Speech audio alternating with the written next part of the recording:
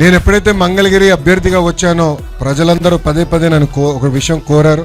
ఈ 30 పడకల హాస్పిటల్ని ఏకంగా 100 పడకల హాస్పిటల్ చేయాలని వాళ్ళు కోరటం జరిగింది. ప్రత్యేకంగా వేదికమైన ఉన్న ఏదైతే హాస్పిటల్ కోసం పోరాడి సాధించుకున్న కమిటీ సభ్యులు కూడా నన్ను కలిసి మెరుగైన సేవలు ప్రజలకు అందించొచ్చన్న ఆలోచనతో ఈ ప్రాంగణాన్ని మనం ఐడెంటిఫై చేసుకుంటాం జరిగింది.